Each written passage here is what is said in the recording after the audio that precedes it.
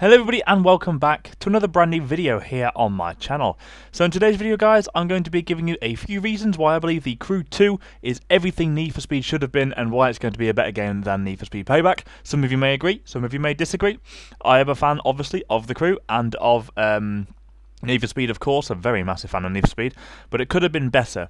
And The Crew 2, even though it's not entirely realistic, as what people would call it, it is going to be a very good game. But I'll get into that in just a second.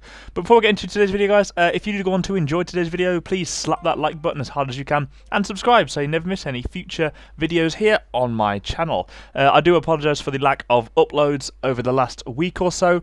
Unfortunately, I had a bit of a footballing accident. I may have very badly damaged my ankle, so I've got incredible ligament damage and I'm on crutches for ages, so I haven't been able to do anything that I'd like to do.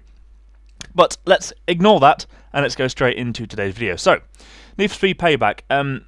After Payback's focus on narrative ended up grinding people's gears a bit, if you'll excuse the pun, The Crew 2 is obviously hot on its heels now, and obviously it's coming out at the end of June, so end of next month now, very close indeed. If it keeps going, it could well become the action racer to beat this year. Just like in the 2014 original of The Crew, The Crew 2 puts you in control of an unknown racer who's trying to work his way up to become champion across multiple disciplines. I will get into, again, the multiple disciplines, sorry, I can't even speak, disciplines, in another video explaining on The Crew 2. Please expect a hell of a lot of more videos to come on that as well. However, let's get back into today's video. Let's stop getting distracted now.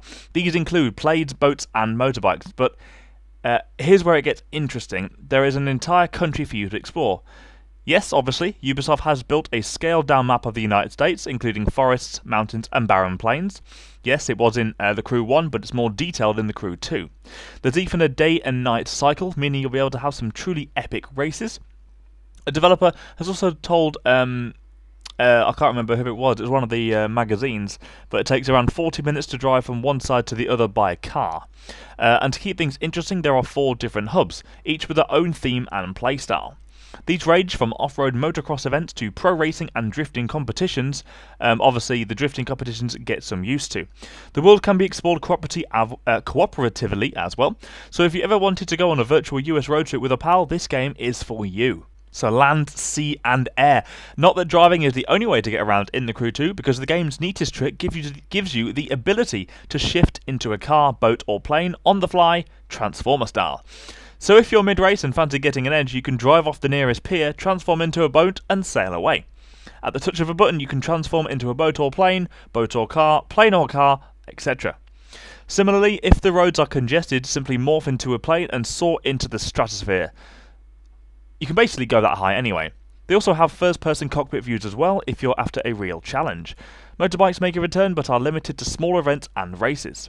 The Crew 2's game engine has been completely reworked to allow significantly more draw distance, making for some spectacular views. Cars too are packed full of character. They don't boast the hyper-realism of those found in Project Cars, but they're more than convincing enough, especially when it comes to recreating a sense of speed. Little touches such as atmospheric clouds and realistic vegetation help make the world feel more alive than ever.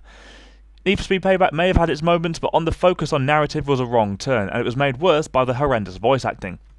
Ubisoft's Racer, however, has far less emphasis on the story, leaving the player to craft their own adventures. The result is a pure, unrestricted racing experience, which makes Need for Speed feel constrained and on the rails in comparison. The Crew 2 is released on Xbox One, PS4 and PC on June 29th, and I personally cannot wait to take it for a spin. So anyway guys, that is it for me in today's video. A nice little video for you today. If you did enjoy it, please make sure to leave a like rating on the video, comment your thoughts down below. I'd like to know what you think will be included in The Crew 2 and will you be picking the game up end of next month. But like I said guys, that's it for me in today's video, and I did hope you enjoyed it. If you did, please like, comment and subscribe, and I'll see you over in my next video guys. So I'd like to thank you for watching, and I'll see you in my next one. Bye bye.